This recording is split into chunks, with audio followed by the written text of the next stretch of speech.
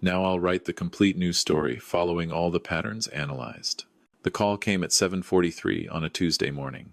I was finishing my coffee when my phone buzzed on the kitchen counter. My younger brother's name lit up the screen. Marcus. We hadn't spoken in 3 months. Dad died last night, he said. No greeting, no emotion. Just those 4 words, delivered like he was reading a grocery list. My hand tightened around the phone. What? When? Around midnight. Heart attack.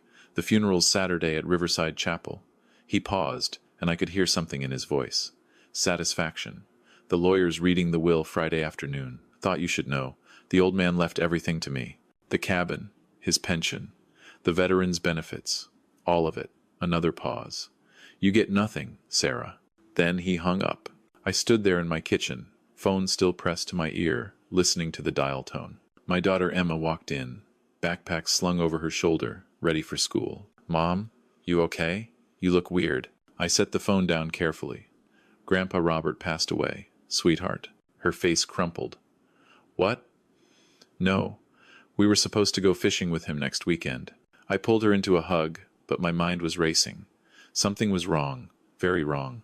Dad had been doing well. I'd visited him just 3 days ago at Maplewood Residence, the assisted living facility where Marcus had moved him 2 years back, after the stroke. Dad couldn't speak anymore, not since the aphasia, but he was sharp. He'd beaten me at chess. Twice. Heart attack? At midnight?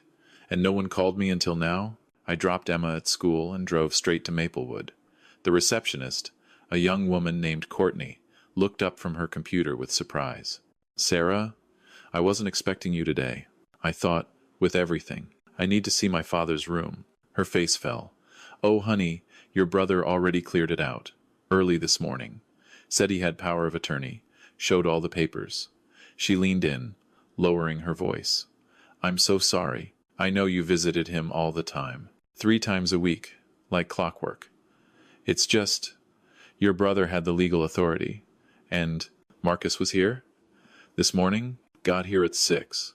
Had a moving truck and everything. 6 in the morning. 3 hours before he called me, I felt something cold settle in my chest. Courtney, can I see his file? The medical records? She bit her lip. I really shouldn't, but... She glanced around, then pulled up something on her screen. The doctor's notes say your dad had advancing dementia. Moderate to severe cognitive decline. That's why he was in our memory care wing. Memory care? I stared at her. Dad wasn't in memory care. He was in the assisted living section. He had aphasia, not dementia. According to this, Dr. Whitmore diagnosed him 18 months ago. Progressive dementia secondary to stroke. She turned the screen toward me. See? That's why your brother got conservatorship. You need a diagnosis of incompetence for that. I took a photo of the screen with my phone. Courtney, my father did not have dementia. He couldn't speak, but his mind was fine. But the diagnosis was wrong. I grabbed my purse. Thank you. You've helped more than you know. I sat in my car in the parking lot, hands shaking. Marcus had gotten Dad diagnosed with dementia. Fake dementia. Got conservatorship. Moved him into memory care, which cost twice as much as assisted living. And now Dad was dead, and Marcus had everything. I called the number Dad had made me memorize.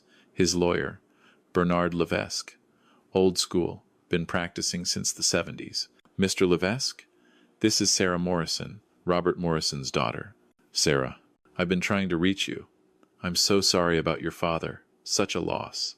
His voice was warm, genuinely sad. Marcus called this morning about the will, reading. Friday at 2. Mr. Levesque, can I ask you something? When did my father make his will? Let's see. The current one is from 14 months ago. He came in with Marcus. Signed everything over to his son. Very straightforward. Was my father alone when he signed it? A pause. Marcus was in the room. Why do you ask? Because my father had aphasia. Mr. Levesque. He couldn't speak. Did he seem confused? Disoriented?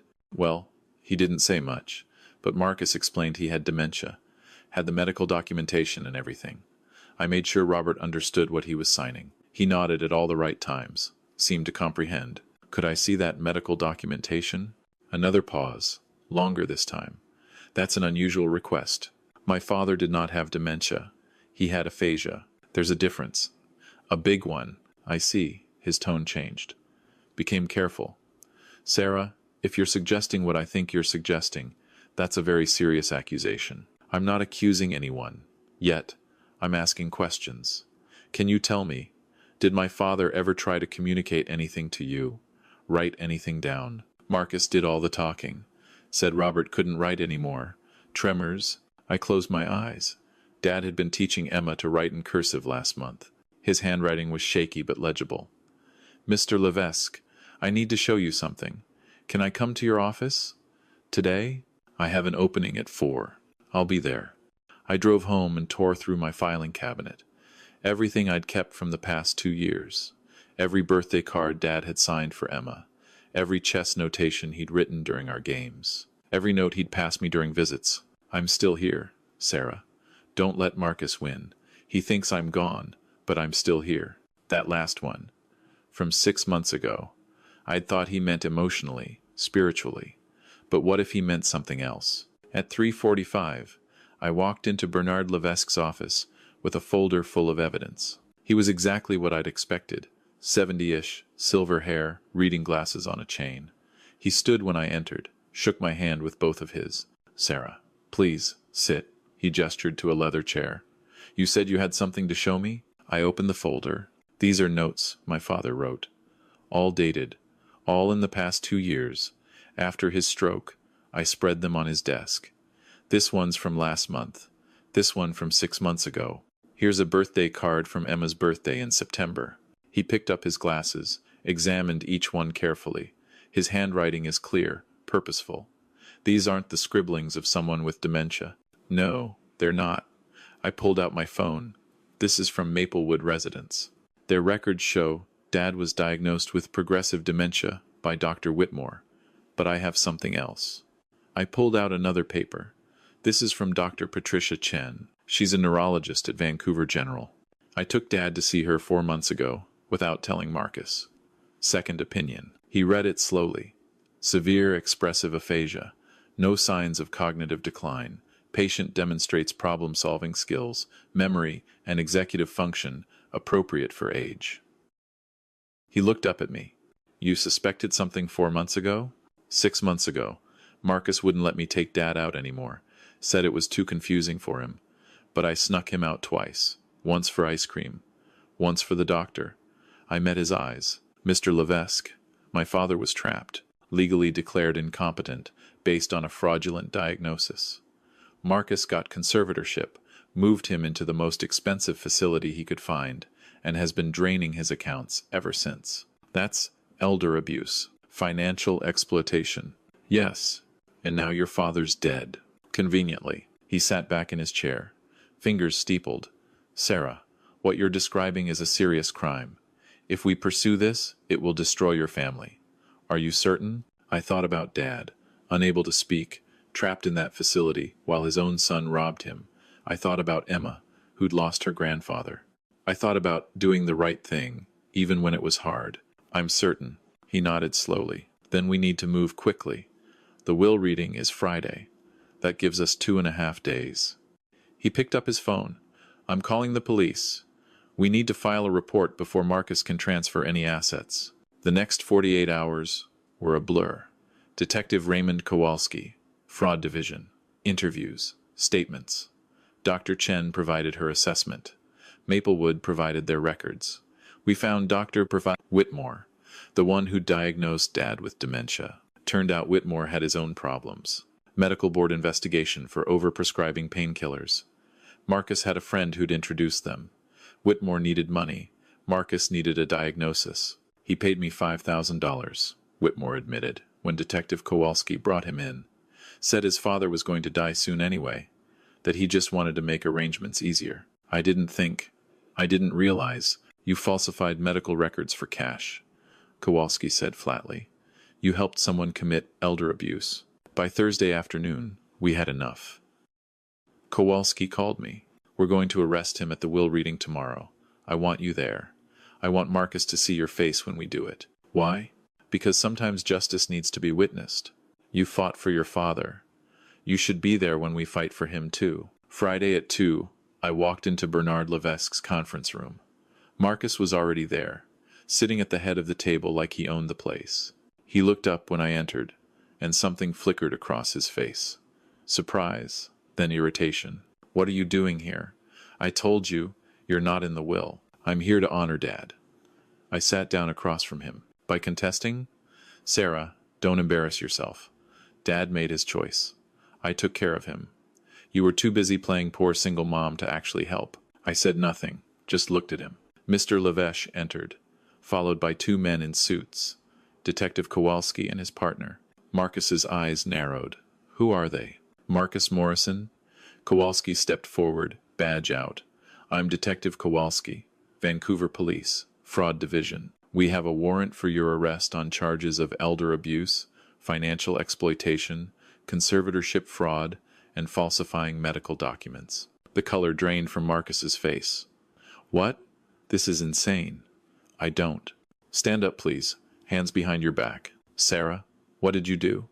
He looked at me, and for the first time in 2 years, I saw fear in his eyes. I did what Dad would have wanted. I found the truth. This is a mistake. Dad had dementia. Ask the doctor. Ask Dr. Whitmore. We did, Kowalski said, cuffing him. He confessed this morning. Told us you paid him to falsify the diagnosis. You're lying. You're all lying. Marcus struggled, but Kowalski held firm. Sarah, you vindictive witch. This is because you were always jealous. You were always the failure, the dropout, the one who couldn't make it. I was the one who loved him, I said quietly. That's the difference between us. They let him out. In the silence that followed, Mr. Levesque cleared his throat. Well, that was dramatic. He opened a folder. Sarah, before we go any further, I need to show you something. Your father came to see me. Alone, 7 months ago. What? But Marcus said a lot of things that weren't true.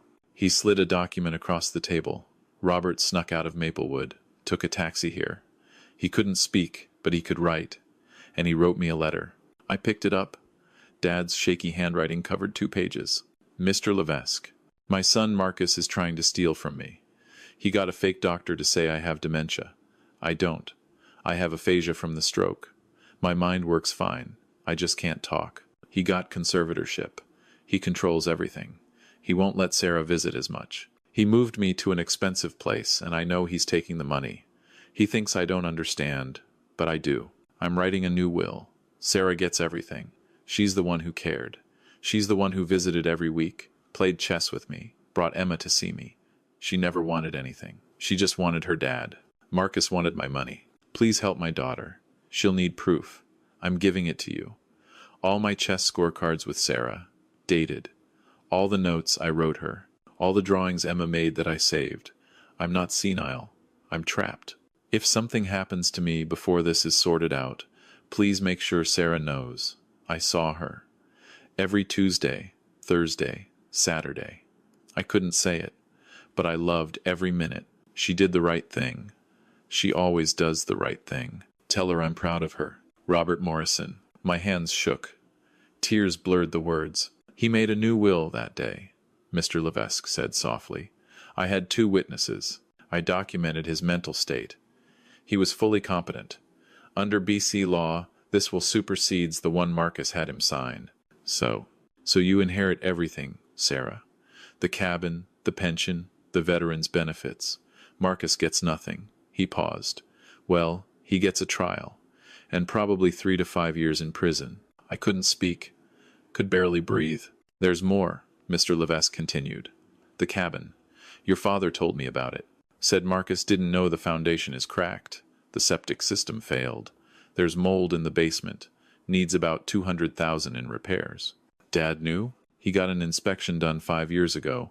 Never fixed it. Said if Marcus ever tried to take it, he wanted him to choke on it. A small smile. Your father was quite tactical when he wanted to be. I started laughing. Couldn't help it. Laughing and crying at the same time. But here's the thing, Mr. Levesque said. Marcus signed documents accepting the property under the false will.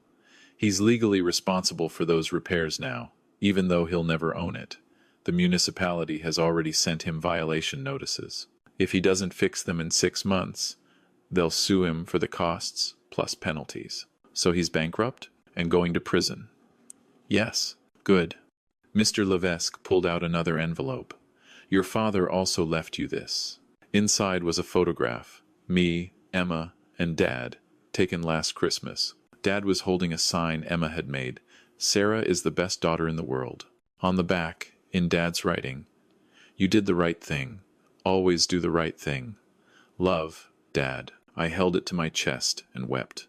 3 weeks later, I sat in Detective Kowalski's office, signing the final statements. Marcus took a plea deal, he told me. 3 years, elder abuse and fraud.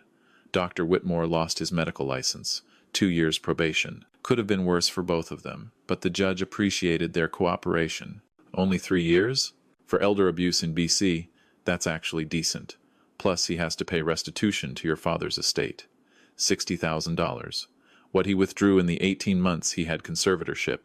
Will I ever see that money? Kowalski shrugged. Probably not. He'll claim bankruptcy. But here's the thing, Sarah. You didn't do this for money. You did it because it was right. He was correct. The money felt secondary. What mattered was that Dad had known, had seen me, had understood that I loved him. The veterans' benefits and pension came to about $4,000 a month. Enough to quit my night shifts at the hospital. Enough to be home with Emma. We sold the cabin, foundation problems and all, to a developer for land value. $50,000 after repairs were deducted. I put $30,000 into Emma's college fund. The rest went to the Stroke Recovery Association of BC in Dad's name. They were developing new communication tools for aphasia patients. 6 months after Dad died, Emma and I stood in front of a small bungalow in Kitsilano. 3 bedrooms, a ramp to the front door, wide hallways. Is this ours? Emma asked. This is ours. Can I pick my room? You can pick your room. She ran inside, and I stood there for a moment, looking at the house. Our house. The house Dad's pension had helped us buy. I thought about Marcus, who'd wanted everything and ended up with nothing, who'd seen his father as an ATM instead of a person, who'd thought he could fake dementia and steal an inheritance. And I thought about Dad, who couldn't speak but could still write, still think, still love, still fight back. I pulled out my phone and looked at the photo from Christmas one more time. You did the right thing. Always do the right thing. I took a deep breath, sent a silent thank you to wherever Dad was now, and went inside to help Emma unpack. That evening, after Emma was asleep, I sat down at my laptop and started typing an email to the Stroke Recovery Association. I wanted to volunteer, wanted to visit aphasia patients in care facilities, wanted to make sure no one else went through what Dad did, wanted them to know that someone saw them, someone understood they were still there, because that's what Dad taught me. Not through words, but through everything else, through chess moves and written notes, and the fierce love in his eyes when he couldn't say I love you but held my hand instead. Do the right thing, even when it's hard, even when it costs you something, even when everyone tells you to let it go. Do the right thing. A year later, I testified before a provincial committee on elder care reform. They were considering new laws requiring second opinions before conservatorship could be granted, requiring advocates for patients who couldn't speak for themselves. My father couldn't talk, I told them, but he could write, he could think, he could love, and the system almost let someone steal from him anyway, just because he couldn't say the words, I don't consent. I showed them Dad's chess scorecards, his notes, Dr. Chen's assessment. Aphasia is not dementia. Silence is not incompetence. We need to protect the people who can't protect themselves. We need to listen harder when they can't speak louder. The committee passed the reform bill 6 months later. They called it Robert's Law. Emma framed the news article and hung it in our hallway, right next to the Christmas photo. Sometimes at night, when I'm sitting in our living room and Emma's doing homework at the table, I think about that phone call. Marcus telling me I got nothing. He was wrong. I got my father's last message. I got the knowledge that I fought for him. I got Emma's college fund, and a home, and the ability to help other people like Dad. I got 3 years of Tuesdays, Thursdays, and Saturdays. Chess games and quiet moments, and his hands squeezing mine when words wouldn't come. I got to do the right thing. And that, it turns out, is everything. I learned something important through all of this. Something I want to pass on, especially if you're caring for an aging parent or have concerns about a family member's care. First, always get a second medical opinion. Always. Especially for dementia diagnoses. The difference between aphasia and dementia is profound, and it can be missed or, in some cases, deliberately misrepresented. Second, document everything. I kept every note Dad wrote, every chess scorecard, every birthday card. That paper trail saved us. If you visit a loved one in care, write down what you see, take photos, keep records of conversations with staff. It feels paranoid until you need it. Third, trust your instincts. I knew something was wrong 6 months before I had proof. Everyone told me I was grieving, that I was in denial about Dad's condition. But I knew my father. If something feels off, investigate. You know your loved one better than any doctor who sees them once a month. Fourth, financial exploitation of the elderly is more common than you think. If a family member suddenly has power of attorney and starts making financial decisions without consulting anyone else, ask questions. Request to see the legal documents. Talk to the lawyer who drafted them. It's not about mistrust, it's about protection. And finally, doing the right thing isn't always easy. It would have been simpler to accept Marcus's story, show up at the funeral, and move on with my life. Fighting meant stress, legal fees, family conflict, and emotional exhaustion. But Dad deserved someone who'd fight for him. Your loved ones deserve that too. If you suspect elder abuse, financial exploitation, or fraudulent conservatorship, contact your local adult protective services. In Canada, every province has resources. In BC, it's the public guardian and trustee. They investigate, they advocate, and they can help. You don't have to do it alone. Dad couldn't speak his truth, but he could write it, and I could read it, and together we made sure justice was served. That's the real inheritance he left me. Not money, not property, but the knowledge that when you do the right thing, even in the face of family pressure and legal obstacles and people calling you vindictive or paranoid, you can sleep at night. You can look at yourself in the mirror. You can tell your daughter, this is what integrity looks like. So, if you're in a similar situation, if you're wondering whether to speak up or stay quiet, whether to rock the boat or keep the peace, I'll tell you what Dad would say if he could. Do the right thing. Always do the right thing. The people who love you will understand. The people who don't weren't on your side anyway. And 20 years from now, when you look back, you won't regret fighting. You'll only regret staying silent. Emma asked me once, a few months after everything settled, if I was angry at Uncle Marcus. No, I told her. I'm sad for him. He had a father who loved him, and he never saw it. He saw a bank account. That's a lonely way to live. But he tried to steal from Grandpa. Yes, and he'll pay for that. But I didn't do this because I was angry. I did it because Grandpa needed someone to stand up for him. That's different. How? Anger makes you fight against something. Love makes you fight for something. And fighting for someone you love, that never feels like fighting. It feels like the only choice you could make. She thought about that for a moment. Then she said, Grandpa was lucky to have you. I was lucky to have him. And I was. Am. Will be. Forever. Because love doesn't end when someone can't speak anymore. It doesn't end when they die. It lives on in the choices we make, the stands we take, the things we're willing to fight for. Marcus called me once from prison. About 8 months into his sentence. I'm sorry, he said. I know that doesn't fix anything, but I'm sorry. I was surprised. Thank you for saying that. I told myself I deserved it. Dad's money. That I'd worked hard. That I was successful. That you were the one who dropped out of university and became a nurse instead of a doctor. I told myself you were the failure. I know, but you weren't the failure. I was. His voice cracked. You knew what mattered. I didn't figure it out until I'd lost everything. You didn't lose everything, Marcus. You lost money and freedom, but you're still alive. You can still change. You can still choose differently. Why are you being nice to me? Because Dad would want me to. And because I'm not doing this for you, I'm doing it because it's right. He was quiet for a long time. Then he said, Emma's birthday is next month. Can I send her a card? Not yet, but maybe someday. When you've shown that you've changed. Not just said it. Fair enough. We hung up. I don't know if Marcus will actually change. People rarely do, not fundamentally.